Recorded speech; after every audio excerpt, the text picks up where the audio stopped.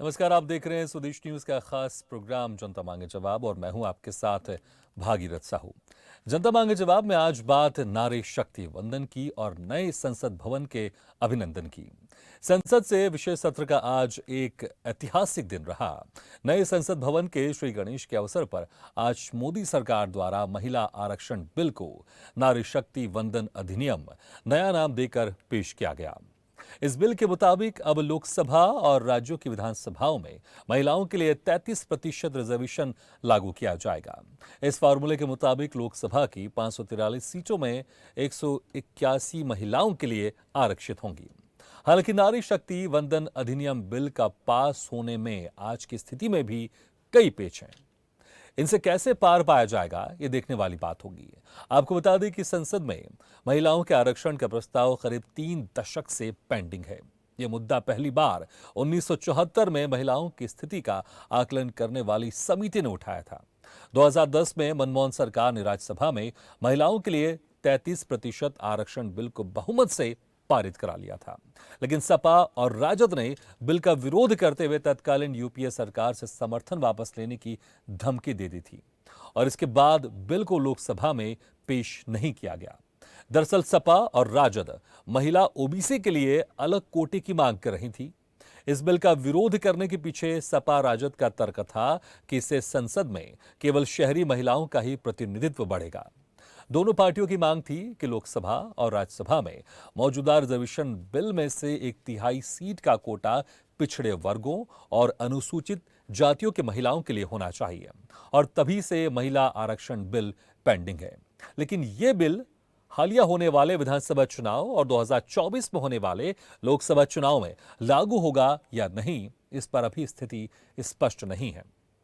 इसमें क्या क्या पेचीदगियां हैं और क्या इस बिल के लाने का मकसद वाकई 2024 का आम चुनाव है, इसी मुद्दे पर जनता मांगे जवाब में करेंगे चर्चा। नारी शक्ति वंदन, आरक्षण का चंदन।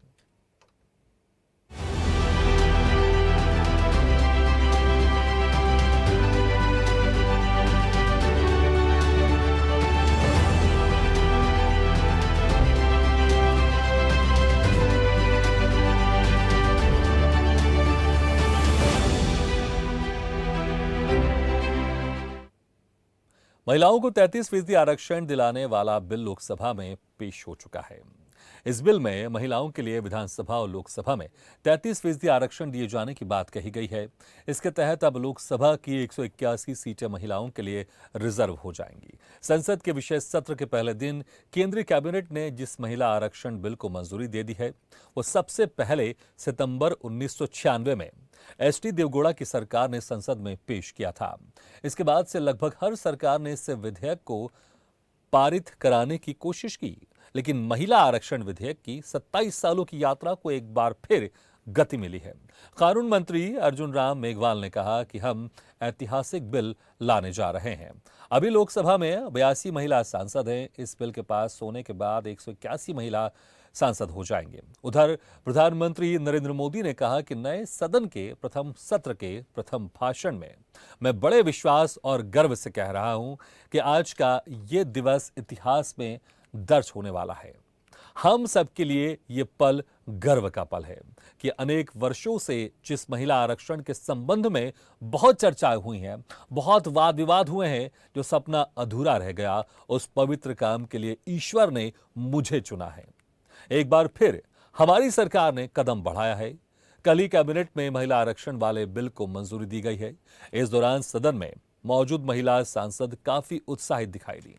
पीएम मोदी ने कहा कि 19 सितंबर की ये तारीख इतिहास में अमरत्व को प्राप्त करने जा रही है। देश की नारी शक्ति के लिए सभी सांसद मिलकर नए प्रवेश द्वार खोल दें। इसका आरंभ हम इस महत्वपूर्ण निर्णय से करने जा रहे हैं। महिला आरक्षण बिल को नारी शक्ति वंदन अधिनियम के नाम से जाना जाएगा, लेकिन महिला आरक्षण के मुद्दे पर कांग्रेस ने भी श्रेय लेने की कोशिश की। कांग्रेस नेता अधीर रंजन चौधरी के बयान पर हंगामा हुआ।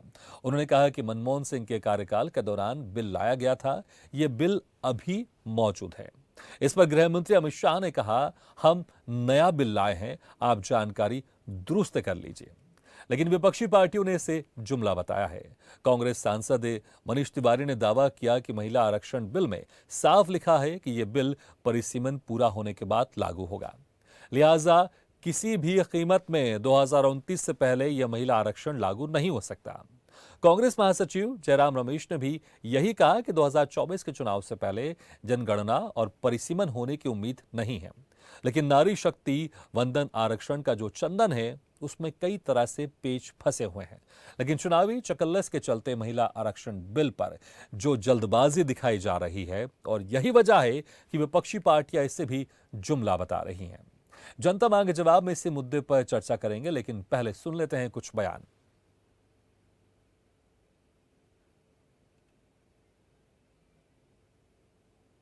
अधिकार देने का, महिलाओं की शक्ति का उपयोग करने का वो काम, शायद ईश्वर ने ऐसे कई पवित्र काम के लिए मुझे चुना है।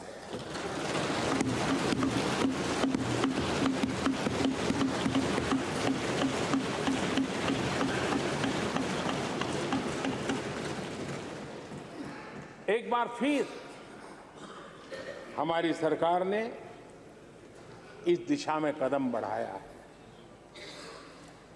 कल ही कैबिनेट में महिला आरक्षण वाला जो विधेयक है उसको मंजूरी दी गई है।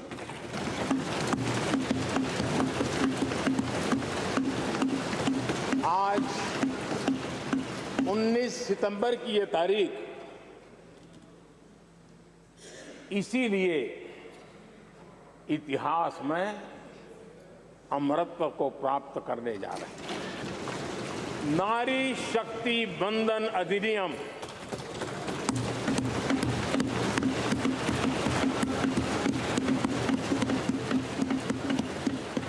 नारी शक्ति वंदन अधिनियम, इसके माध्यम से हमारा लोकतंत्र और मजबूत होगा। मैं देश की माताओं, बहनों, बेटियों को नारी शक्ति वंदन अधिनियम के लिए बहुत बहुत बधाई दूंगा। मैं सभी माताओं, बहनों, बेटियों को आश्वस्त करता हूं कि हम इस बिल को कानून बनाने के लिए संकल्पबद्ध है। मैं ये कहना चाहते कि महिला आरक्षण 1989 में जब राजीव जी प्रधानमंत्री थे तब स्थानीय निकायों के चुनाव में उन्होंने 1/3 आरक्षण महिलाओं के लिए सुनिश्चित किया था। तत्पश्चात कांग्रेस की सरकारों ने लगातार प्रयास किया कि महिला आरक्षण का बिल पास हो, कानून बने। लोकसभा एवं विधानसभाओं के लिए भी 1/3 आरक्षण के लिए राजीव जी की सरकार, देखो प्रधानमंत्री जी कह रहे थे कि व्यवहार से पता चलेगा कौन कैसा व्यवहार करता है। प्रधानमंत्री खुद अब देख लो, प्रधानमंत्री का अपमान कर रहे हैं आप लोग। प्रधानमंत्री खुद आप लोगों को सिखाता कि व्यवहार की उल्टा व्यवहार करते हैं। सर हो गया। राजीव जी की सरकार, नरसिम्हा राव जी की सरकार, फिर डॉक्टर मनमोहन जी की सरकार, अलग अलग सरकारों ने अलग अलग समय पर अपनी हैसियत के अनुसार उसको पास कराने की प्रयास किया। कभी राज्यसभा में पास होता था, लोकसभा में नहीं होता था। कभी लोकसभा में होता था, राज्यसभा में गिर जाता था। डॉक्टर मनमोहन सिंह की सरकार के वक्त जो ये बिल आया वो आज तक जीवित है, आज तक जीवित है। राज्यसभा में पास हुआ है। जो रेजोल्यूशन पास हुआ, प्रस्ताव पारित हुआ, उसमें ये मांग की गई है कि ये जो आने वाले विशेष सत्र है इसमें महिला आरक्षण की उस बिल को पास किया जाए, पारित किया जाए। ये बहुत महत्वपूर्ण है, ऐतिहासिक है। Sir when India attained, sir, सुनिए, इतिहास सुनिए। When India attained independence from the British, the then Viceroy Lord Mountbatten posed a question to be Prime Minister Jawaharlal Nehru. What is the ceremony that should be followed to symbolize the transfer of power from British to India hand? Sir, sir गृह मंत्री जी clarification देना चाहते हैं sir. Sir कृपया अलो कर दिया जाए sir. वो चीजें फैक्चुअली इनकरेक्ट कही है, या तो वो वीडियो करे या तो आपने सदन के टेबल पर उसको रखवाना चाहिए। एक, महिला आरक्षण बिल लोकसभा में पास हुआ था, कभी पास नहीं हुआ। और दो, कि ये बिल पुराना लोकसभा में लंबित है। ये बिल 2014 में ही लोकसभा के विघटन के साथ ही ये बिल निरस्त कर दिया गया। माननीय अध्यक्ष, दोनों स्टेटमेंट फैक्चुअल इनकरेक्ट स्टेटमेंट है। इनकी स्पष्टता मैं आपसे अपेक्षा करता हूं कि इसकी स्पष्टता उनसे मांगी जाए, या तो रिकॉर्ड से दूर किया जाए या तो वो उसके समर्थन में कोई डॉक्यूमेंट टेबल पर कैबिनेट ने क्लियर किया है, अब उसका अध्ययन करेंगे, अब उसमें चर्चा होगी किस प्रकार से लागू होगा। अभी करेंगे कि उसके बाद 2027 के परसीमन के बाद होगा। अभी तो जनगणना नहीं हुआ है, तो परसीमन किस आधार पे होगा, ये भी एक विषय है। देश की महिलाओं के साथ फिर एक विश्वासघात, फिर एक जुमला। 33% आरक्षण की राह ताकते ताकते इस देश की महिलाएं थक गई। राजीव जी ने जो सपना देखा था महिला सशक्तिकरण का, जिसके लिए सोनिया जी सतत लड़ती रही, और 2010 में जिस महिला आरक्षण बिल को राज्यसभा में यूपीए की सरकार ने पास कर लिया था, लोकसभा में नहीं पास करा पाई थी क्योंकि कांग्रेस अकेली बढ़ गई थी। तो नारी शक्ति वंदन आरक्षण के चिंतन, जी हाँ, एक आज खास पल था क्योंकि आज नए सदन में कार्यवाही चल रही थी और नारी शक्ति वंदन अधिनियम ये पेश किया गया। हालांकि अब इस पर बहुत सारे सवाल है कि क्या ये दोनों सदनों में पास हो जाएगा या फिर 2024 से पहले इस अधिनियम की वजह से महिलाओं को इसमें फायदा होगा। बहुत सारे सवाल है, इसी पर हम चर्चा करेंगे और चर्चा करने के लिए जो मेहमान हमारे साथ मौजूद है मैं उन लोगों का आपसे तारुफ करा देता हूँ। हमारे साथ हैं कांग्रेस प्रवक्ता संदीप त्रिपाठी जी, बीजेपी प्रवक्ता नवीन मिश्रा जी, आप प्रवक्ता गौरव जायसवाल जी, ओबीसी महासभा के राष्ट्रीय अध्यक्ष लोकेंद्र गुर्जर जी, वरिष्ठ पत्रकार प्रदीप तिवारी जी और स्वदेश न्यूज के managing editor RP Shrivastava sir. आप सभी मेहमानों का बहुत बहुत स्वागत है हमारे इस खास चर्चा में। सबसे पहले नवीन मिश्रा जी, दो बड़े सवाल मुझे लगता है यहाँ पर सबसे पहले कि एक सबसे बड़ा सवाल तो यही है, क्या दोनों सदन में ये अधिनियम, ये विधेयक पास हो जाएगा, और दूसरा ये क्या 2024 से पहले महिलाओं को इसका लाभ मिल पाएगा, क्योंकि बहुत सारे पेचीदगी है, बहुत सारे पेच है इसमें। के माध्यम से तमाम देश के लोगों को गणेश चतुर्थी की बहुत बहुत गणेश पूजा की शुभकामनाएं। साथ साथ निश्चित तौर पे कहा जा सकता है कि आज का दिन बहुत ही ऐतिहासिक है, और सबसे बड़ी बात जो भी विरोध की बात कर रहे हैं, मुझे लगता है कि ये तो 3 दशक से एक ऐतिहासिक बिल पेंडिंग था। हमने प्रयास किया है और निश्चित तौर पे हम तो आग्रह करते हैं ऑपोजिशन के सभी पॉलिटिकल पार्टियों से कि ऐतिहासिक बिल है और देश में एक समानता विचारधारा को आगे बढ़ाने के लिए, देश की आपसी एकता को और मजबूत करने के लिए हमारी बहनों को अगर आरक्षण मिलता है तो ये एक बहुत बड़ा ऐतिहासिक कदम होगा। और कांग्रेस तो इस बिल को कांग्रेस ने आज से 3 दशक पहले शुरुआत किया था।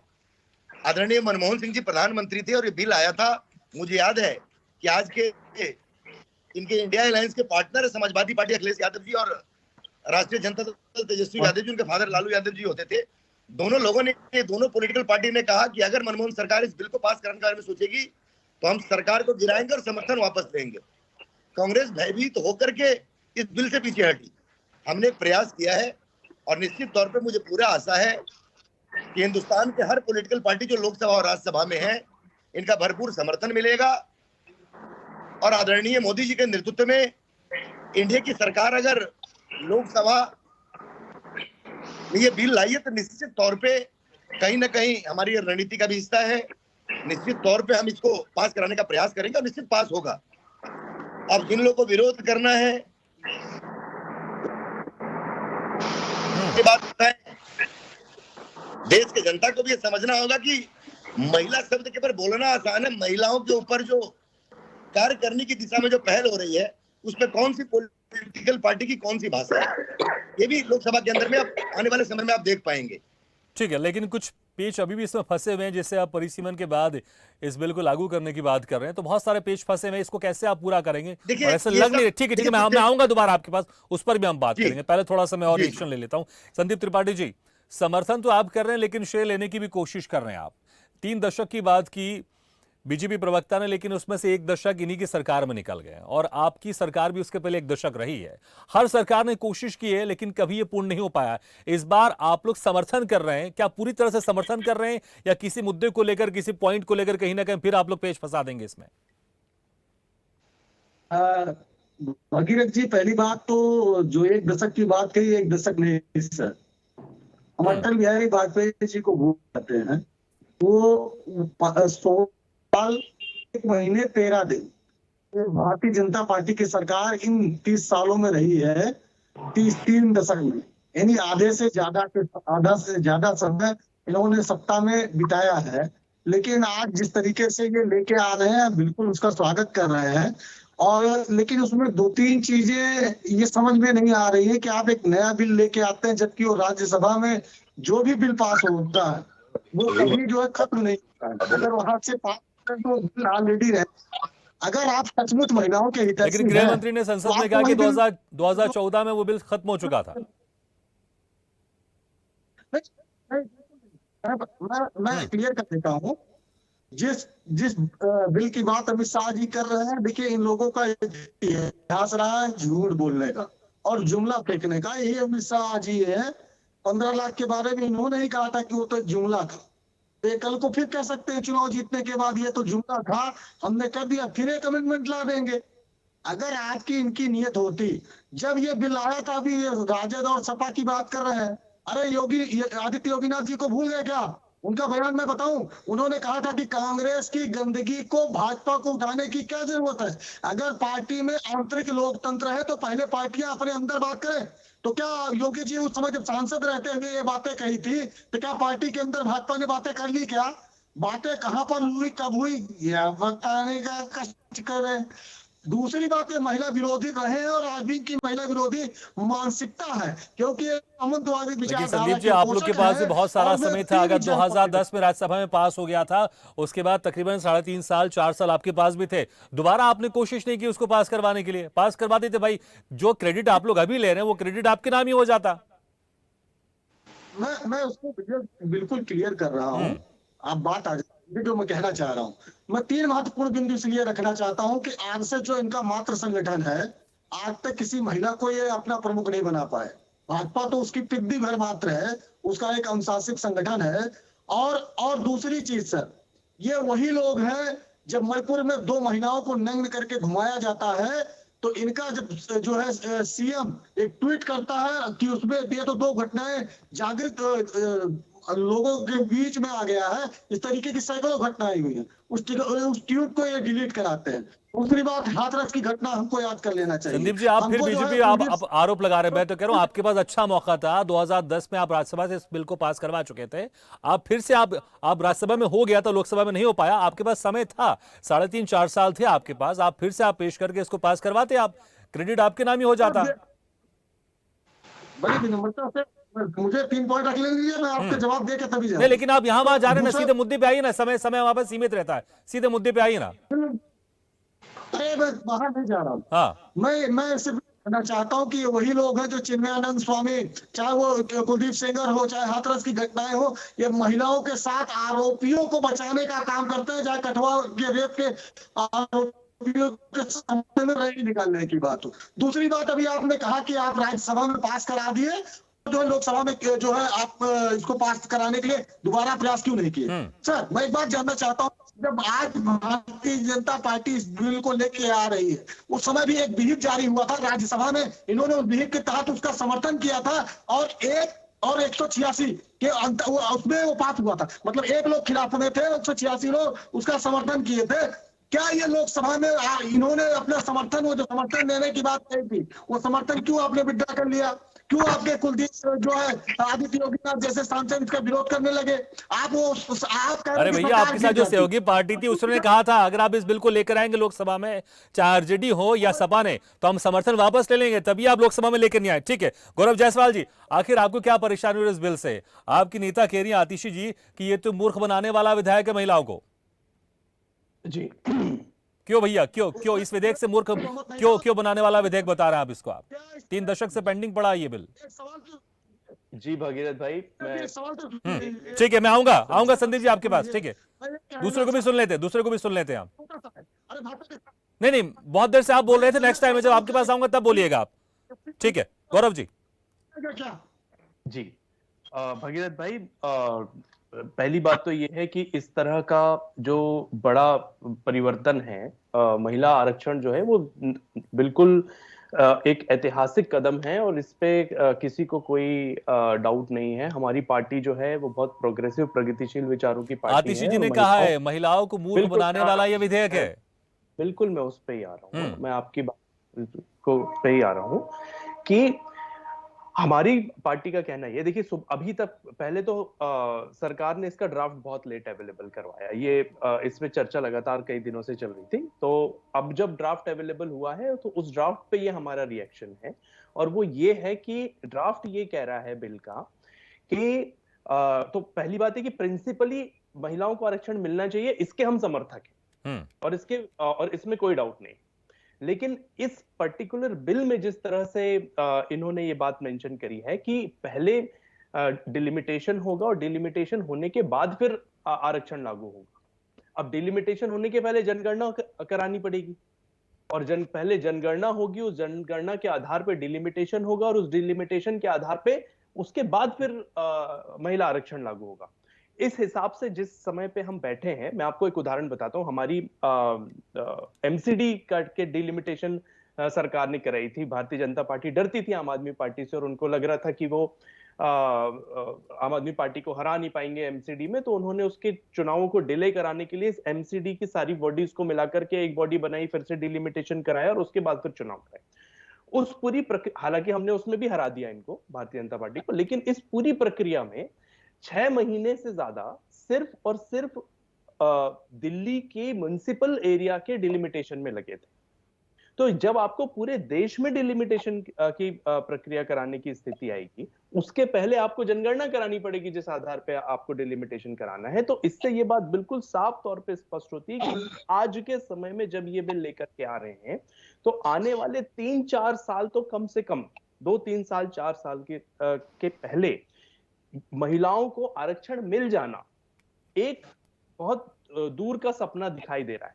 और ऐसे में इस तरह से इसका ढिंढोरा पीटना, जिस तरह से पूरे भारतीय जनता पार्टी लगी है कि ये तो ये कर दिया, ऐतिहासिक हो गया। भाई आपको यदि करना है, अभी 2024 में चुनाव है, हमारे यहाँ राज्यों में चुनाव होने हैं, आप करिए उसको सीधे सीधे पास करिए कि अभी की स्थिति में जो यथास्थिति होगी उसमें 1/3 महिलाओं को आरक्षण दिया जाएगा और उसके बाद फिर ये सारी प्रक्रिया करा करके और जो भी आपको कराना है इसमें फर्दर अमेंडमेंट्स होंगे। तो ये हमारा इसमें स्टैंड है और इसलिए हमारा कहना है कि भारतीय जनता पार्टी जो है वो इस पर्टिकुलर बिल के माध्यम से सिर्फ और सिर्फ शगुफा छोड़ने की कोशिश कर रही है और अपने आप को महिला हितैषी बताने का प्रयास कर रही है, जो कि एक झूठ है।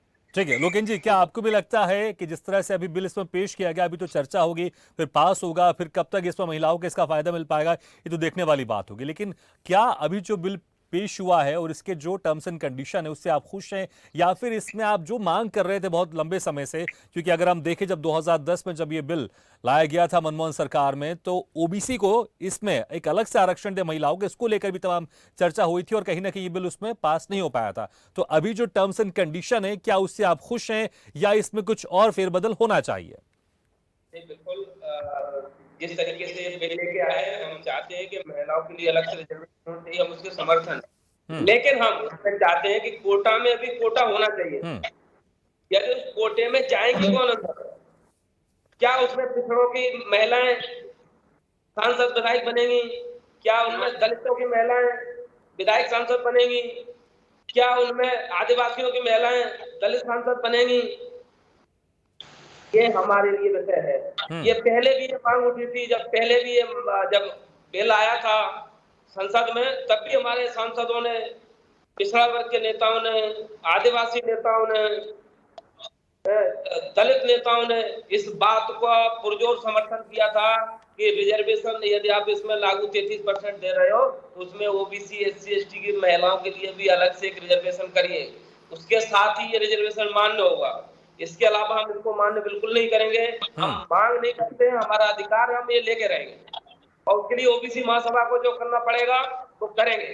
हम आंदोलन करेंगे, हम धरना करेंगे, हम प्रदर्शन करेंगे, लेकिन जिस तरीके से महिला आरक्षण के नाम से कुछ जाति विशेष के लोगों को सदन में पहुंचाने का प्रयास जो चल रहा है उसको हम कतई बर्दाश्त नहीं करेंगे। हम चाहते हैं कि इसमें भी पिछड़े, दलित, आदिवासियों को मौका मिले।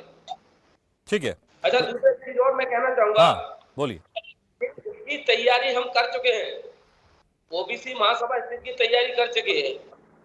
दूसरा, आपने इस पे लिखा हुआ है कि लोकेश गुर्जर राष्ट्रीय अध्यक्ष, मैं राष्ट्रीय कोर कमेटी सदस्य हूँ, हमारे राष्ट्रीय अध्यक्ष कोई नहीं होता, हर एक जाति का एक व्यक्ति राष्ट्रीय। ठीक है, तो राष्ट्रीय कोर कमेटी सदस्य करवाया था, पीसीआर राष्ट्रीय कोर कमेटी सदस्य करवा दीजिएगा इनके नाम के आगे। ठीक है, चलिए प्रदीप तिवारी जी, 3 दशक से कम ये बिल इंतजार कर रहे हैं कि ये बिल पास हो और महिलाओं को इसका लाभ मिले, लेकिन आखिरकार जब अब नए संसद में जब ये बिल पेश किया गया है और इससे उम्मीद लग रही है कि ये बिल पास हो जाएगा, क्योंकि कांग्रेस भी समर्थन कर रही है, बाकी विपक्षी पार्टी भी समर्थन कर रहे हैं, हालांकि कुछ पेच फंसा हुआ है, लेकिन क्या ये सिर्फ एक चुनावी शगुफा है, क्योंकि परिसीमन की बात यहां पर आ रही है जो कि बड़ा पेच फंस रहा है।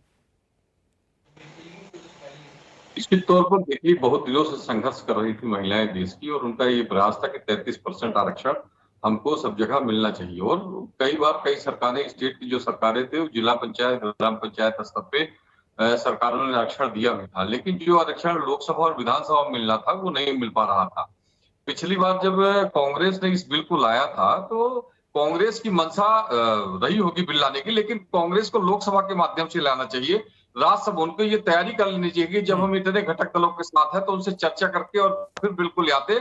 तो मुझे लगता है कि सबका समर्थन अगर के लेके चलते तो पिछली बार ही ये जो 33% महिलाओं का आरक्षण का मामला है ये सड़ जाता।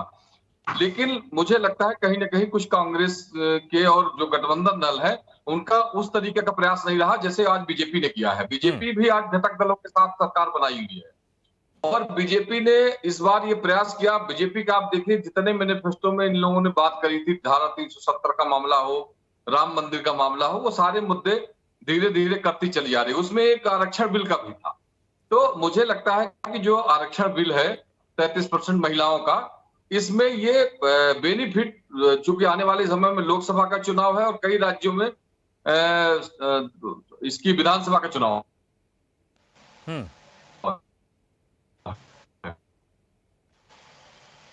तो इसका बेनिफिट मुझे लगता है। पिछली बार आप देखिए जब इनका लोकसभा का चुनाव हुआ था उसमें ज्यादातर वोट महिलाओं का बीजेपी को मिला था। तो ये प्रतिशत निश्चित चुनाव में बढ़ेगा। जी ठीक, तो निश्चित तौर पर ये जो वो है वोट है वो महिलाओं का आने वाले समय में बीजेपी के पक्ष में जा सकता है। और ये सगुफा नहीं है। जब एक बार कानून सदन में बन जाएगा तो मुझे लगता है कि आने वाले भविष्य में जो कठिनाइयां होंगी जो लागू करने में वो बहुत सरल हो जाएंगी। ठीक है, आरपी श्रीवास्तव सर, क्या जैसे प्रदीप तिवारी जी कह रहे थे कि शिगुफा नहीं है, इसका फायदा बीजेपी को मिलने वाला है, क्या आपको भी लगता है कि ये बिल एक तो पहले पास हो जाएगा और 2024 लोकसभा चुनाव से पहले इसमें महिलाओं को इसका फायदा मिलना भी शुरू हो जाएगा, क्योंकि परिसीमन है, उसके पहले जनगणना है, तमाम तरह के बड़े बड़े पेच है, और क्या वाकई इससे बीजेपी को फायदा होगा? देखिए भागीरथ जी, बड़ी 2-3 बातें हैं पूरे डिबेट में निकल के आई हैं। एक तो जो परिसीमन के बाद की बात की जा रही है कि यहाँ पर महिला आरक्षण विधेयक उस पर उसके बाद लागू होगा, उससे पहले क्या जनगणना करानी पड़ेगी। तो अगर विधेयक को सही ढंग से लाने की मंशा है, देखिए आज का दिन बड़ा महत्वपूर्ण है और नई संसद में पहला विधेयक सामने आया है, तो अगर मान लीजिए मंशा है तो ये सारे पेच हटा देना चाहिए। आने वाले समय में आप देखिए 5 राज्यों के चुनाव हैं, लोकसभा का चुनाव है, अगर ये 2026-27 तक जाएगा तो इसमें कहीं कहीं शंका तो होती है कि भाई ये शिगुफा हम नहीं मानते हैं। कोई भी सरकार बड़ी ईमानदारी से ही कोई बिल ले आती है, अब उसके बीच में किनको नुकसान किनको फायदे। से कोटे की बात हुई है, जो आरक्षण के बीच में भी आरक्षण होना चाहिए, ये तमाम बहुत सारे मुद्दे हैं जिस पर बहस होगी, चर्चा होगी, इसके बाद बिल पास होगा। तो हमें लगता है कि सवाल ये नहीं कि इनका लोकसभा में जो है निचले सदन में बहुमत है, लेकिन ऊपर वाले सदन में क्या स्थिति है, ये सारी चीज़ों को चर्चा करके, और हमें लगता है कोई दल इससे जो मना नहीं कर रहा है ये बिल नहीं आना चाहिए, सबकी मंशा है कि आना चाहिए। लेकिन समस्या ये होती है कि किसको कितना फ़ायदा मिलेगा, किस समाज, किस वर्ग को कितना इसमें आरक्षण मिलेगा, इस तरफ ध्यान देने की ज़रूरत है। अगर ये सारे पेच होंगे तो इतना जल्दी बिल पास नहीं होगा। तो फिर अगर मान लीजिए इन लोकसभा या विधानसभा चुनाव तक अगर ये बिल पास नहीं हो पाता है तो निश्चित रूप से ये कहा जाएगा कि इसका जो है इसको सीधे आगे खिसकाया गया है जी। अब उस पर जो शंका जो भी जिनकी भी हो, कुछ लोग शगुफा मान सकते हैं, कुछ लोग जो है भाजपा जो इसका, आपने अभी हमारे जो पैनलिस्ट ने कहा कि इसका श्रेय उनको मिलेगा। बात श्रेय का नहीं है, बात ईमानदारी से लागू का है। प्रधानमंत्री जी का भाषण सुनिए, एकदम बड़ा स्पष्ट किया है उन्होंने। तो इन सारी चीज़ों को देखने की ज़रूरत है। और दूसरी बात है, इस बिल पर जो चर्चा हो रही है, कल फिर चर्चा होगी हमको लगता है, और कल क्या निकल के सामने आता है। अगर ये परिसीमन और की जो बात अगर हटा के अगर बिल पास किया जाए तो बिल अभी पास हो जाएगा, लेकिन हमें लगता है ऐसा होगा नहीं। और जो ड्राफ्ट है उसको देखने की जरूरत है। पूरा ड्राफ्ट हम लोगों को भी पूरा मतलब समझ हमारे सामने भी नहीं आया है कि हम उस पर विश्लेषण बहुत ज़्यादा कर सके, लेकिन एक अच्छी पहल है और लगभग 30 सालों से शुरू पहल चल रही है। बीच में राज्यसभा में आया, पास हुआ, लेकिन विधानसभा में नहीं आया। अन्य दल जो घटक दल थे उनको दूसरी समस्याएं थी, उनको कोटे की समस्या कि उनको कितना मिलेगा। आपने देखा होगा कुछ समय जो विरोध हुआ था, उन्होंने सपा और राजद ने यही कहा कि इसमें शहरी क्षेत्र की महिलाओं को लाने का प्रयास है। तो ये सारी चीज़ें हैं, जब तक ये देखिए विभिन्न दल हैं, सबकी अपनी अपनी जो सोच है और सबकी अपनी अपनी आइडियोलॉजी है, उसके हिसाब से इस बिल का जो विश्लेषण करेंगे। लेकिन हमें लगता है कि अगर प्रधानमंत्री जी जिस तरह से बात और पहला नारी शक्ति बंधन विधेयक ये जो आ रहा है और नई संसद का पहला विधेयक है, तो अगर ये पारित हो जाता तो निश्चित रूप से अब बहुत प्रतीक्षित ये बिल लोगों में, काफ़ी महिलाओं के लिए एक बहुत बड़ी उपलब्धि होगी। बिल्कुल नवीन मिश्रा जी, हर कोई चाहता है कि ये बिल पारित हो जाए, ये बिल पास हो जाए, सारे पार्टी यही चाहते हैं, लेकिन कहीं ना कहीं वो अपने हिसाब से उसमें कुछ संशोधन करना चाहते हैं। सबसे बड़ी बात कि आप लोग अगर खुद वाकई चाहते हैं कि ये बिल पास हो जाए तो फिर परिसीमन की इसमें क्यों शर्तें रखेगी? भाई परिसीमन जब होगा उसके हिसाब से इसमें कुछ अमेंडमेंट किया जा सकता था, क्योंकि फिलहाल अगर अभी देखें जनगणना होगी, परिसीमन होगा, फिर तो ऐसा लग रहा है कि 2024 के पहले ये थोड़ा मुश्किल है महिलाओं को इसका लाभ मिल सके। ये इतनी भारी भरकम शर्तें आज जोड़ने की आवश्यकता क्या थी? और दूसरी 15 साल के बाद ये विधेयक ये खत्म हो जाएगा। आखिर ये दो महत्वपूर्ण इस तरह की बड़ी शर्तें इस पर रखने की क्या जरूरत थी? पास कराना भाई तो शर्तें ऐसे रखिए ना, सभी पार्टी के लोग इसमें आगे आए। और कोटे में, यहां कोटे की भी बात सामने आ रही, तो 2-3 बड़े बड़े पेच फंस रहे हैं, जिसके चलते ऐसा लग रहा है थोड़ी सी मुश्किल होगी पास करवाने में इस बिल को। ये समझ लें कि आप देश का प्रधानमंत्री खुद ओबीसी से हैं, देश की राष्ट्रपति जी को ट्राइबल आदिवासी परिवार से हैं। तो मेरे मित्र सामने गुजर जी को इस बात की तो चिंता ही नहीं करनी चाहिए कि ओबीसी और ट्राइबल वाला क्या मामला है। और ट्राइबल और ओबीसी के विकास के जो हमारी गवर्नमेंट ने काम किया है, ये बताने की आवश्यकता नहीं है। देखिए, भारतीय जनता पार्टी कोई भी बिल लाती है तो ये लॉस और फायदे का चीज नहीं होता है। भारतीय जनता पार्टी राष्ट्रवाद विचारधारों से आती है। 370 हमने कहा था हम हटाएंगे, हमने हटाया। 35 से हमने कहा, हमने हटाया। राम मंदिर की बात हमने अपने घोषणा पत्र में रखा, राम मंदिर को हमने करवाया। और राम मंदिर 2024 के 15 जनवरी को देश को हम सौंपने जा रहे हैं। तो इस बात की हमको चिंता नहीं है। और कांग्रेस के प्रवक्ता बोल रहे थे राष्ट्रीय स्वयं सेवक संघ में महिला का, अब इनके तरफ से कोई विदेशी इंपोर्ट तो हमारे पास है नहीं कि हम इंडियन कोई इनको मिला नहीं, तो विदेश से ला करके किसी महिला को प्रदेश राष्ट्रीय अध्यक्ष अपने पार्टी का बनाए। तो ये इनके नीतिगत कांग्रेस का सिद्धांत है। कांग्रेस के कथनी और करनी में फर्क है। रहा बिल के अंदर कुछ अमेंडमेंट का, जनगणना वाली बात है, बिल के अंदर में परिसीमन वाली बात है। देखिए, संवैधानिक कुछ सिस्टम है, जिस सिस्टम को भारतीय जनता पार्टी चर्चा में लाई है। अपोजिशन ईस्ट इंडिया कंपनी की इतनी सारी ईस्ट इंडिया कंपनी अलायंस है इनकी, अब इतने अलायंस पार्टनर है, सब लोग बात को रखें, लोकसभा अध्यक्ष को बताएं।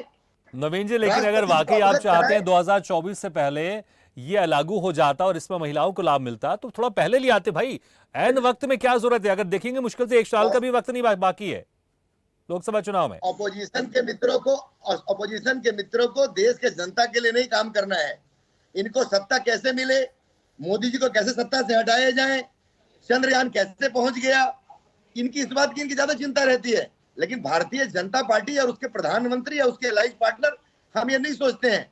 हम देश के 140 करोड़ जनता, लेकिन जनता तो सोचेगी ना भाई कि जस्ट अभी मुश्किल से 1 साल भी नहीं बचा, उसके पहले आप ये बिल लेकर आ रहे हैं और उसमें भी तमाम तरह की शर्तें हैं। सोचेगी ना, 1 दशक से आप भी इसके पहले क्यों नहीं लेकर आया? करने के लिए भी तैयार हैं, हम तमाम लिमिटेशन के लिए भी तैयार है और निश्चित तौर पे हमारा प्रयास है कि हम जैसे ही इस बिल को पास कराएंगे, हम युद्ध स्तर पर तमाम जो कार्य हैं भारत सरकार के वो कार्य होगी और निश्चित तौर पे हमको ये लगता है कि 2024 के इलेक्शन से आते ठीक है, बड़ी बात बोली आप। ठीक है संदीप त्रिपाठी जी, जिस तरह से तमाम जो बड़ी शर्तें हैं, चाहे परिसीमन की बात कर लें, इसको लेकर कह रहे हैं बीजेपी प्रवक्ता कि हम पूरी एड़ी चोटी का जोर लाकर उसको फटाफट काम करवाएंगे और 2024 में जो लोकसभा चुनाव होगा उसके पहले महिलाओं को इस बिल का लाभ मिलेगा। संदीप जी देखिए, हम इनके साथ में हैं, जिस तरीके से बात कर रहे हैं, लेकिन इनकी बातें कुछ होती है, काम बहुत कैसे होते हैं। अभी देखिए, भारतीय जनता पार्टी के सब साथी जो होते हैं ना, बड़े बेशर्म टाइप के होते हैं। मतलब एक महिला का सम्मान आप नहीं कर पा रहे हैं कि वो विदेशी है। अरे भाई, आपकी माता जी क्या आपके घर से आई थी क्या? आपने कहा है होंगी। अब सुनो आदरणीय त्रिपाठी जी, आपने कहा है आरएसएस के बारे में। आरएसएस देश की रीढ़ है, राष्ट्रवाद का प्रतीक है। जिनको आरएसएस को बचाए, जिनको नहीं बचना है, उनसे कोई फर्क नहीं पड़ता है। आरएसएस राष्ट्रवाद का प्रतीक है, राष्ट्रीयता का प्रतीक है, अभी करके आया है, भारत माता के सम्मान का प्रतीक है। गाँव में तो हम विदेशों पे काम करने वाले लोग नहीं है, हम रणनीति पे काम नहीं करते हैं। हम चाइना के कहने पर देश का विरोध नहीं करते हैं, देश के प्रधानमंत्री का। हम चाइना के कहने से चंद्रयान 3 का विरोध नहीं करते हैं। ठीक है, चलिए वापस मुद्दे पे आते। ठीक है संदीप जी, कंटिन्यू कीजिए। नहीं, जिस तरीके से इन्होंने अभद्र टिप्पणी की, इसलिए मुझे बोलना जरूरी हो गया कि एक महिला का सम्मान आप किस तरीके से करते हैं। वो मैंने तो कहा कि आदरणीय सोनिया गांधी जी बोल रहा हूँ, त्रिपाठी जी। बेशर्म आदमी को भाजपा ठीक है नवीन जी, ठीक है नवीन जी, आपने कुछ कहा उसका पलटवार किया संदीप जी। ठीक है, हम डिबेट को आगे बढ़ाते हैं। बनाया हुआ है, हमने एक महिला को डिफेंस मिनिस्टर बनाया था। आपको शायद नहीं मालूम है, एक महिला को हमने डिफेंस मिनिस्टर बनाया था।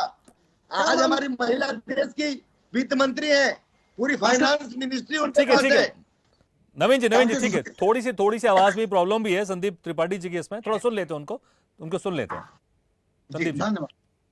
देखिए, इन्होंने 3-4 सवाल उठाए। इन्होंने बात की कि हम राम मंदिर दिए हैं, इसलिए हम पर विश्वास करो कि हम देंगे। भाई, राम मंदिर तो आपने कहा था कि हम कानून बना कर देंगे। अब क्या सुप्रीम कोर्ट के डिसीजन में भी आपका हस्तक्षेप था क्या? सुप्रीम कोर्ट के 370 भी थोड़ा याद करिएगा। पूरी डिबेट नहीं होने दूंगा, वो आदमी को बोलने नहीं दूंगा। फिर नमन जी सुन लेते, बहुत देर से आप भी कह रहे हैं, सुन लेते हैं। सुप्रीम कोर्ट के जज के माथे पर बंदूक रखकर आपने डिसीजन दिलाया क्या? उसमें आपका क्या योगदान है? आपका कोई वकील उस मुकदमे को लड़ा हो, आपकी उसमें क्या सहभागिता रही? आप सिर्फ 1400 करोड़ रुपए राम मंदिर का जो पहले आंदोलन हुआ था उसका चंदा खाकर अपनी पार्टी मजबूत किए हैं। दूसरी बात सर, अभी एक बात इन्होंने कही कि चंद्रयान, हाँ इसरो तो बना था जो है गुजरात के बड़नगर में, उसको मोदी जी ने बनाया था। उसी तरीके से बिना पानी के तालाब में जैसे मगरमच्छ ढूंढ लाते हैं, बिना स्टेशन जहाँ चाय बेच लेते हैं। तो आप लोग बात करते हो, श्रेय लेना चाहते हो, आप 9 साल में एक संस्था बता सकते हो जिसका आपने निर्माण किया हो। अब आ जाते हैं मुद्दे पर। आप महिलाओं के लिए लेके आ रहे हैं, बिल्कुल लेके आइए, हम स्वागत करते हैं, लेकिन आप करना नहीं चाहते। आप कह रहे हैं कि आज हम लेके आ रहे हैं, ये फायदा मिलेगा आपको 5 साल बाद। क्यों? अगर आपको इतनी नियत, आपकी साफत, एक राज्यसभा का बिल जो कि पास हुआ है, वो लोकसभा में आप ईस्ट इंडिया कंपनी के सारे लोग को बोलिए तो सही समर्थन करने के लिए। रिक्वेस्ट है, मैं बोलने नहीं दूंगा किसी को भी। सुन लेते, थोड़ा सा आवाज थोड़ी प्रॉब्लम है, उनकी आवाज भी प्रॉपर समझ में नहीं आ पाती। सुन लेते हैं जी। आप तमाम लोग समर्थन तो करिए पहले। बोल तो रहे भाई, बोल तो रहे, वो समर्थन कर रहे हैं, बोल तो रहे, समर्थन कर रहे हैं वो। ठीक है संदीप जी, अपनी बात कंप्लीट कीजिए। नेशनल दलाल अलायंस एक ही बात कर रहा हूं, दलाली बंद करो। सुनो दलाल, सुनो। नहीं इस तरह के शब्दों का प्रयोग नहीं संदीप जी, इस तरह के शब्दों का प्रयोग नहीं। ठीक है, इस तरह के शब्दों का प्रयोग नहीं। नवीन जी आप भी थोड़ा शांत रहे, थोड़ा सुन लेते हैं पहले। हाँ, जब समझ राहुल गांधी बंगाल है तो उनके प्रवक्ता भी ऐसे ही होंगे। नहीं देखिए, व्यक्ति ने इस तरह के शब्दों का प्रयोग मत कीजिए। हम यहाँ नारी सम्मान के ऊपर डिबेट करें और इस तरह के आप शब्दों का प्रयोग करें, मुझे लगता है दर्शक देखेंगे, सुनेंगे, उनको अच्छा लगेगा नहीं। हम अच्छे शब्दों का प्रयोग करते हैं। सरकार है, लोगों का सर तरीका है। आज देखिए जिस तरीके से खड़गे जी बोलना शुरू किए, 10 बार उनको इंटरप्ट किया गया, 10 बार बोलने नहीं दिया जा रहा था। हर जब उससे बोलते थे तो जो एक सभापति चेयरमैन महोदय हैं, तुरंत जो है विपक्ष के जो है सत्ता पक्ष के एक मंत्री को खड़ा कर देते थे। सीतारमण जी को खड़ा किया, निर्मला जी को, उसके बाद धर्मेंद्र प्रधान को, पीयूष गोयल को। तो इनका तरीका सर ये जनता के बीच सच आने नहीं देना चाहते। ठीक है, आपने बता दिया, लेकिन ठीक है, मुद्दे पर आते हैं, समय कम है हमारे पास। संदीप जी बात कंप्लीट कीजिए। सर तो मैं ये कह रहा हूं कि अगर आप बिल लाना, आपकी नियत साफ थी, तो एक बिल पड़ा हुआ था, राज्यसभा में ऑलरेडी पास था, उसको आप लोकसभा में लेके आते और वो आप पास करा लेते। वो 2024 के बाद पहले के जितने भी बात के चुनाव होते, आज के बाद से संदीप जी आपके पास भी तो समय था भाई, 3.5-4 साल आप ही पास करवा लेते, आपके पास भी समय था। ठीक है, चलिए, ठीक है, समय कम है, ठीक है। ये मुलायम सिंह के ठीक है, से भाग गए थे। लोकेन जी ठीक है, जिस तरह से आप कोटे की बात कर रहे हैं, इसको लेकर क्या रणनीति बनाएंगे? कम से कम एक बिल की शुरुआत हुई है, अगर अभी से इस तरह का विरोध होना शुरू हो जाएगा, क्योंकि हमने देखा है जब किसान बिल आया तो उस वक्त जब बड़ा विरोध हुआ था तो सरकार को ये बिल वापस लेना पड़ा था। कम से कम बिल को पास हो जाने दीजिए, उसमें संशोधन आगे चल के हो सकता है। सर एक आप बार ये कह रहे हैं कि आप क्यों नहीं पास कर पाए? सर हमारा जो उस समय का यूपीए अलायंस था पूर्ण बहुमत में नहीं था। ठीक है, आपने कह दिया पूर्ण बहुमत में नहीं था, इसलिए आप इसको पास नहीं करा पाए। ठीक है, लोकेन जी। पहले भी ये बिल आया था, तब भी हमने यही मांग रखी थी कि हमें पिछड़ों के लिए, आदिवासियों के लिए, दलितों के लिए भी उसमें कोटा चाहिए। हमारा क्या होगा? हमारी जो महिलाएं वो उनका क्या होगा? उनको हक अधिकार नहीं है क्या सदन में जाने का? हम ये मांग करते हैं। तो 33% भाई सभी महिलाओं के लिए है, उसमें ऐसा थोड़ी है। 33% सभी महिलाओं के लिए, उसमें चाहे ओबीसी हो, एससी हो, एसटी हो, सभी महिलाएं उसमें जा सकती हैं। उसमें 33% सभी महिलाओं के दिया जा रहा है। आपको लगता है सब जा सकती तो दे दो ना, अलग से तब मालूम पड़ जाएगा। ये सिर्फ उसके नाम पर कुछ लोगों को भेजना चाहते हैं, ये इनकी सोच है।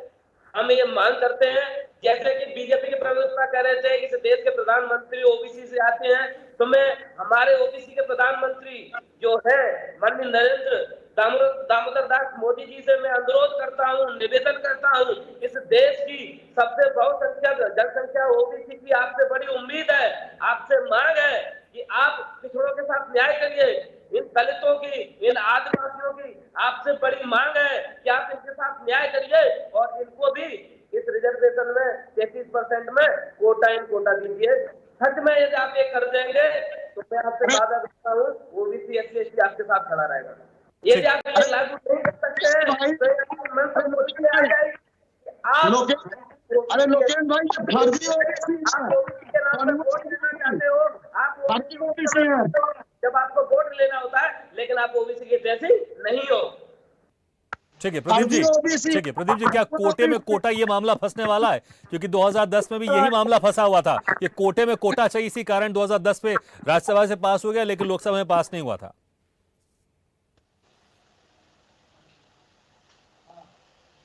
प्रदीप जी जी बोल रहे हैं। जी प्रदीप जी, क्या कोटे में कोटा ये मामला फंस सकता है? क्योंकि 2010 में इसी के चलते राज्यसभा में पास तो हो गया था, लेकिन लोकसभा में पास नहीं हो पाया था। बिल गया ही नहीं था लोकसभा में, जानकारी के लिए ये सब नहीं, पहले ही धमकी दे दी गई थी ना कि अगर लोकसभा में बिल लाया जाएगा, पास हो जाएगा, तो हम समर्थन वापस ले लेंगे। तो यहां पर भी इस तरह कोई मामला फंस सकता है इस बार? मुझे नहीं लगता। कारण यह है कि जिस तरह से 33% आरक्षण महिलाओं की डिमांड थी और पूरे देश भर में लगातार महिलाएं इस बात को लेकर मुद्दे उठा रही थी, विधानसभा में, लोकसभा, सब जगह ये बात अपनी रख रही थी कि हमको 33% आरक्षण चाहिए, और वो 33% आरक्षण अब मिलने जा रहा है। मुझे लगता है कि इन चीजों में अब इसका डिवाइड एंड रूल वाला सिस्टम नहीं रहेगा। बहुत सारी महिलाएं, हो सकता है कि निचले स्तर पे बहुत सारी महिलाओं को ये डिमांड हो कि हमको सुरक्षित, एक उसमें भी सुरक्षा की व्यवस्था अलग से होनी चाहिए, लेकिन मुझे नहीं लगता है कि इस तरह की डिमांड कोई अब महिलाओं की तरफ से आएगी। महिलाओं के लिए व्यवस्थित मंच में यही सामंतवादी विचारधारा है। मतलब अब पंडित जी नहीं बन पाएंगे तो पंडित जी की पत्नी बनेंगी? क्या बात है भाई। तो संदीप जी, आप भी क्या कोटे में कोटे की बात कर रहे हैं? आप थोड़ा स्पष्ट कर दीजिए इसको। बिल्कुल। अरे जयराम रमेश जी का तुम देख लीजिए। ठीक है, देखिए प्रदीप जी, मैं कह रहा था कि मामला कहीं फंस ना जाए। आप कह रहे नहीं फंसेगा, लेकिन देखिए यहीं पर विरोध शुरू हो गया कि कोटे में कोटा चाहिए अब हमको। प्रदीप जी, निश्चित तौर पर ये बात उठती है, लेकिन इसका मामला है कि 33% महिलाओं का आरक्षण जब जिस तरह से आरक्षण में बंटवारा होता चला जा रहा है, उससे मुझे लगता है कि वो चीजें नहीं उभर के आ पाएंगी सामने। इसलिए 33% मामला जो था आरक्षण महिलाओं को देने का, वो महिलाओं का आरक्षण अब मिलने जा रहा है। और उससे ये साबित हो गया है कि सरकार में जो महिलाओं की प्रक्रिया है वो ज्यादातर भागीदारी होगी और आने वाले समय में महिलाएं लोकसभा और विधानसभा में आरक्षण के माध्यम से जा सकेंगी। ठीक है श्रीवास्तव सर, बहुत सारे ऐसी पार्टी है जो जाति के आधार पर ही अपनी राजनीति करती है। जातिगत जनगणना को लेकर भी लगातार वो पार्टी मुखर होती रही। तो क्या 2010 में जो कोटे में कोटे का जो मामला फंसा हुआ था, क्या इस बार फिर से ये मामला फंसता हुआ नहीं दिखाई देगा? क्योंकि अभी कांग्रेस के प्रवक्ता कह रहे थे कि भैया हम तो मांग कर रहे हैं। देखिए, ये मामला तो फंसेगा ही। आप ये मान के चलिए, पिछली बार भी ये स्थिति आई थी भाई। आरजेडी और सपा ने क्यों विरोध किया था? नहीं तो लोकसभा में बिल पारित हो जाता। सवाल इस बात का है कि जो स्थितियां हैं, जैसे मान लीजिए अभी परसीमन की बात हुई, उसके बाद लागू होगा, तो कहीं कहीं डिले तो है। निश्चित रूप से जो है, जब बिल पेश किया गया है तो सरकार को लगा होगा कि इसमें बहुत सारी परेशानियां आएंगी और इस पर चर्चा होगी। हो सकता है उनको दूर भी करे सरकार, लेकिन हमें लगता है कि जल्दबाजी में तो ये बिल पास होने की स्थिति में नहीं है बाकी। दूसरी सबसे बड़ी बात है कि जो जिस तरह का, जैसे अभी जाति जनगणना की बात आपने किया, जाति जनगणना के पीछे मकसद क्या है कि किस जाति की कितनी संख्या है। एक जो नारा भी चलता रहा कि जिसकी जितनी भागीदारी उसकी उतनी हिस्सेदारी। तो ये सवाल तो ये लोग खड़ा करेंगे, अभी आप देख भी रहे हैं। दूसरी बात है कि जहाँ तक बिल का विरोध करना, हमें लगता है कि कोई दल बिल का विरोध नहीं करेगा। विरोध कहाँ करेगा? कोटे में कोटे की बात जो सामने आई है उसमें विरोध हो सकता है, उस पर चर्चा होनी होगी। और अभी बड़ा लंबा समय है भारतीय जनता पार्टी के लिए, केंद्र में जो सरकार है, कि जिस तरह से परिसीमन के बाद लागू करने का अगर कंडीशन है, तभी 4-5 साल का है। अभी ये चुनाव तो हमको लगता है निकल जाएगा, नहीं तो ये बिल आता और पास हो जाता, बाद में देखते लोग। लेकिन ऐसा कुछ नहीं है। एक कंडीशन इसमें जो लगा दी गई है, जिसकी वजह से बिल डिले हो रहा है। अगर डिले होता है तो 2024-2023 के चुनाव में तो हो नहीं सकता आरक्षण। अब रही बात आने वाले समय में होगा, तो इस दौरान बहुत सारे मामले आएंगे, बहुत सारे दल हैं जो इसका विरोध करेंगे। महिला आरक्षण बिल का विरोध नहीं करेंगे, लेकिन कोटे को लेकर के जरूर आमने सामने होंगे और उस समय परिस्थितियां कुछ बदल सकती हैं। तो ये देखना होगा। रही बात है कि एक अच्छा प्रयास है, एक बार फिर से प्रयास तो पहले से चल रहा है। अगर महिला आरक्षण विधेयक आता है और एक तरह से समझिए आधी आबादी को सम्मान देने की बात हो रही है, तो ये तो देश के हर दल को सोचना होगा, हर दल ये करेगा। नगरीय निकाय चुनाव में आपने देखा होगा, वहाँ पर ये आरक्षण है भी। तो ये एक तरह से पहले एक प्रयोग हो चुका है। आप देखिए स्थानीय लोकल सेल्फ गवर्नमेंट में महिलाओं की भागीदारी कितनी अच्छी है और बहुत अच्छे से चला रही हैं। तो यहाँ भी ये स्थिति है। और ये जो है भारतीय जनता पार्टी ने अगर ये प्रयास किया, मोदी जी ने इस बिल को पेश किया है, और जैसा कहा कि उनका बयान अगर आप भाषण सुने होंगे तो उनको लगा कि वो बहुत अभूतपूर्व बिल सामने ले आए हैं और पहली बार ले आए हैं नए संसद भवन में। तो ये होना चाहिए, पास होना चाहिए, लेकिन ये बहुत सारे जो है गतिरोध आने वाले समय में होंगे। ठीक, नवीन मिश्रा जी, मोदी जी ने कहा कि आज का दिन ऐतिहासिक दिन है, लेकिन मुझे लगता है जिस दिन ये बिल पास होगा, मुझे लगता है उस दिन ये दिन ऐतिहासिक दिन होना चाहिए। और फिर जब ये लागू होगा, क्योंकि परिसीमन का पेच तो इसमें फंसा हुआ है, लेकिन कोटे में कोटे की जो बात आ रही है, ये इससे भी बड़ा पेच लग रहा है। क्योंकि 2010 में इसी कारण से ये बिल लोकसभा में नहीं जा पाया था और ये बिल पास भी नहीं हो पाया था। और देख रहे हैं आप, अभी जो कांग्रेस के जो प्रवक्ता है वो भी कह रहे हैं कि भैया हम तो मांग कर रहे हैं। जो ओबीसी के यहाँ पर जो सदस्य बैठे हैं वो भी कह रहे हैं हमको ये चाहिए। तो कहीं मामला इस तरह से फंस ना जाए, और आखिर फंसेगा, इसको लेकर कैसे आप लोग बाहर निकलोगे? तो बड़ा मुद्दा नहीं है, मैं आपको बताऊं। मुद्दा ये है, बहुत मजबूत लगते हैं। मोदी जी की पत्नी है जसोदा है। कांग्रेस क्या बोलती है? संदीप जी, मुझे लग रहा था आप बस इंतजार में बैठे थे, मैं सवाल करूं बीजेपी प्रवक्ता से और जवाब आप देंगे, क्योंकि पिछले बार ये आपको टोक रहे थे। उसके लिए भी करना चाहिए। कांग्रेस की बदकार आदत है ये नहीं नवीन जी आप मत बोलिए, क्योंकि आप भी टोक रहे थे, आपकी भी आदत है, दोनों पार्टियों की आदत है। इनको आज आपने जयराम रमेश जी को देखा होगा, उत्तर बराबरी का जयराम रमेश जी बड़ा विचलित थे, कर लिए हैं, बिल लेके आए हैं, बिल हम पास कराएंगे। अब ईस्ट इंडिया कंपनी वाले क्या करेंगे, ईस्ट इंडिया कंपनी वाले क्या करेंगे, ये बात की बात है। नहीं कोटे में कोटा बड़ा मुद्दा है, इस पर समय कम है, इस पर थोड़ा सा आप क्लेरिफाई कीजिए आप संदीप। नवीन जी कोटे में कोटा ये बड़ा मुद्दा है, इसको आप कैसे आप हैंडल करेंगे? ओबीसी हो, एसटी हो, सवर्ण हो, इन लोगों को टिकट देना ये पॉलिटिकल पार्टी का काम है। गलती हुई सरकार 33% महिलाओं के लिए आरक्षण रिजर्व कर रही है। अब भारतीय जनता पार्टी हो, कांग्रेस हो, आप हो, समाजवादी पार्टी हो, तेलुगु देशम पार्टी हो, जितनी समाजवादी पार्टी हो, बहुजन समाज पार्टी हो, ये तमाम पॉलिटिकल पार्टी का काम है कि अपने पार्टी के अंदर में। लेकिन नवीन जी 2010 में इसमें मामला फंसा था, इसको इस मामले में फिर से पेच फंस सकता है, इसको तो थोड़ा ध्यान में रखना पड़ेगा ना आपको। जिम्मेदारी है भारत सरकार। ठीक है समय कम है संदीप जी ये पार्टियों की जिम्मेदारी है भाई, 33% आरक्षण दे रहे हैं, अब पार्टियों की जिम्मेदारी है, वो उसी के हिसाब से जातिगत के हिसाब से आप महिलाओं को आप टिकट दीजिए आप संदीप जी पास कराएंगे तमाम पॉलिटिकल पार्टी को अपने ठीक है समय कम है, ठीक है संदीप जी चर्चा करनी चाहिए। ठीक है नवीन जी हो गया नवीन जी समय कम। संदीप जी विरोधी रहे हैं, समाजवादी पार्टी महिला विरोधी है, ममता बनर्जी बंगाल की मुख्यमंत्री महिला होकर भी महिला विरोधी है। संदीप जी कहिए अपनी बात कहिए आप। हमारी पार्टी में कितना और आदरणीय प्रदीप तिवारी जी ने ठीक कहा है, अरे हमने तो निर्मला सीतारमन जी को फाइनेंस दिया है। ठीक है नवीन जी समय कम है, सुन लेते थोड़ा क्लोजिंग स्टेटमेंट सबका सुन लेते हैं। नवीन जी सुन लेते भैया, आज महिला आरक्षण विधेयक पेश हुआ है, थोड़ा सा मुझे लगता है पुरुषों को धैर्य बनाने की आवश्यकता है।